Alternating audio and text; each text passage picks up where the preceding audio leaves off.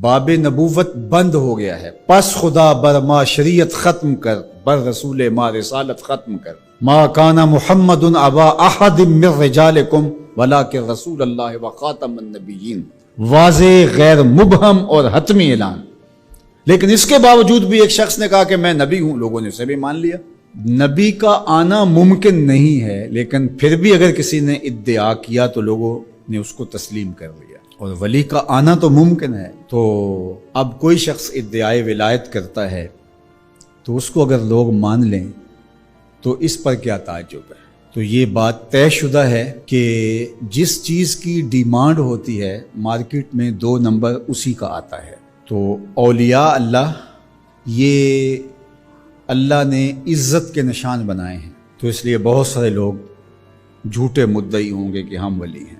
ولی کی جو حقیقی علامتیں ہیں وہ تقوی ہے، ایمان کی وہ اعلیٰ ترین منزل ہے جو اس کو نصیب ہوتی ہے، جو باقی لوگوں کا وہ مقصود نہیں ہے۔ تو اب یہ تو منزل حاصل نہیں ہو پائے گی ان کو۔ اب ولی کی ایک ظاہری علامت جو بادی النظر میں ہے وہ کرامت ہے۔ اب کرامت کا ظہور بھی 2 نمبر لوگوں سے نہیں ہو سکتا، لیکن کوئی جھوٹی بات منسوب تو کر سکتے ہیں اپنے ساتھ، یا کوئی مکر، کوئی فن، اس کو کرامت تو قرار دے سکتے ہیں دجل، فریب اور دھوکے کے ذریعے سے، اور ایسا ہوتا ہے۔ تو اگر 2 نمبر اولیاء پائے جائیں اور ہم پہچان بھی جائیں یہ 2 نمبر ہیں، یا کسی کی جھوٹی کرامت کو سنیں، تو اس کا یہ مطلب ہوگا کہ ہم اولیاء کا انکار کر دیں۔ جھوٹے مدعیان نبوت کو ہم پائیں، ان کا انکار کریں، تو کیا اس کا یہ مطلب ہوگا کہ 1 لاکھ کئی ہزار نبیوں کا بھی انکار کر دیں؟ کوئی جھوٹا مدعی نبوت جھوٹے معجزات پھیلا دے اپنے، ان جھوٹے معجزات کا ہم انکار کریں، تو کیا اس بہانے ہم سچے نبیوں کے معجزات کا بھی انکار کر دیں؟ یہ تو دانش مندی ہی نہیں ہے۔ اس طرح 2 نمبر لوگوں کے گڑھے ہوئے کلام کو، گڑی ہوئی باتوں کو، ان کے دجل و فریب کو، ان کی تلبیسات کو، ان کی دسیسہ کاریوں کو، ان کے مکر کو، ان کے متبعین کی گڑی ہوئی چیزوں کو، ان کے حفوات کو ہم کیا کرامت قرار دے دیں؟ ہم کہتے ہیں نہیں، بالکل نہیں ہے۔ تو کیا اس کا یہ مطلب ہے، اس کا یہ مفہوم ہے کہ جو اللہ کے ولی ہیں ان کے حقیقی کرامات کا انکار کر دیا جائے؟ جب علم سطحی ہوگا تو ایسا ہوگا۔ 2 نمبر لوگوں کی حفوات کو آپ ضرور اس کی تردید کریں۔ بزرگوں کی کتابوں کے اندر بعد میں آنے والوں نے کچھ چیزیں مندرج کر دیں۔ جب اللہ کے رسول سے لوگوں نے حدیثیں منسوب کر دیں تو کسی بزرگ کے ساتھ کرامت کیوں نہیں منسوب کی جائے گی؟ یہ ہو سکتا ہے، اس کو آپ الگ کیجئے، فن کے اعتبار سے الگ کیجئے، جس طرح محدثین نے کیا، انہوں نے چھانٹی کی، موضوع اور صحیح کو الگ الگ کیا۔ یہ تو نہیں ہے کہ ایک موضوع حدیث آ گئی تو پورے ذخیرہ حدیث کا انکار کر دیا، ایسا تو نہیں کیا۔ بہار کے راہ گلی میں راہ مسوز، اگر کمبل میں پسو پڑ جائیں تو کمبل جلانا چاہیے یا جھاڑ کے پسو نکالنے چاہیے؟ دانش مندی تو یہی ہے کہ اس کمبل سے پسوؤں کو نکال کر کے اس کمبل کو صاف کیا جائے، نہ یہ ہے کہ کمبل ہی جلا دیا جائے۔ لوگوں نے دین ہی جلا دیا۔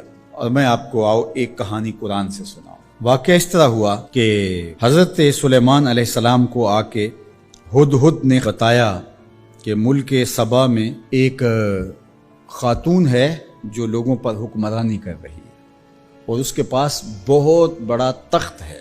اس تخت کی چوڑائی اور لمبائی علماء تفسیر نے لکھا کہ 60 ہاتھ چوڑا تھا اور 80 ہاتھ لمبا تھا۔ حضرت سلیمان علیہ السلام نے اس کو خط لکھا ملکہ بلقیس کو کہ تم میرے پاس حاضر ہو جاؤ، ورنہ جو ہے وہ میرے ساتھ جنگ کرنے کے لیے تیار ہو جاؤ۔ اس نے تحفے اور انعام و اکرام لے کر کے حاضر ہونے کا فیصلہ کیا۔ جب وہ بہت قریب آ گئی تو آپ کی مجلس لگی تھی حضرت سلیمان کی، تو آپ نے اپنے لوگوں کو کہا کہ وہ جس تخت پہ ناز کرتی ہے تو کوئی ہے اس کے آنے سے پہلے لے آئے، اور وہ بالکل قریب آ چکی تھی۔ تو ایک جن اٹھا، اس نے کہا حضرت یہ خدمت میرے ذمہ لگائیے۔ قال عفریت من الجن، وہ بڑا قوی ہیکل، بڑا طاقتور، بڑی توانائی رکھنے والا، اس نے کہا کہ حضرت یہ ذمہ داری میری رہی، کب تک لے کے آؤ گے؟ کہا مجلس برخاست ہونے سے پہلے پہلے لے آؤں گا۔ صبح کو مجلس لگتی تھی، دوپہر کے وقت برخاست ہو جاتی تھی، تو اس نے کہا مطلب میں دوپہر تک لے آؤں گا۔ اللہ اکبر! 1 مہینہ جاتے ہوئے لگتا تھا، 1 مہینہ آتے ہوئے لگتا تھا۔ ڈبیا بھی ہو اور جیب میں ڈال کے لے آنی ہو پھر بھی 2 ماہ چاہیے، اور وہاں پہروں کے اندر مکفل تھا، بڑی بات تھی نا، لیکن حضرت سلیمان نے کہا نہیں مجھے اس سے بھی پہلے چاہیے۔ تو پھر کیا ہوا؟ قال الذی عندہ علم من الکتاب، پھر وہ اٹھا جس کے سینے میں زبور کا علم تھا، جو کتاب کو جاننے والا تھا، وہ بولا انا آتی کا بہی قبل ان یرتد الیک طرفک، حضرت آپ آنکھ بعد میں جھپکیں گے، تخت پہلے پڑا ہوگا۔ اور حضرت سلیمان نے ابھی آنکھ نہیں جھپکی تھی، تخت پڑا ہوا تھا۔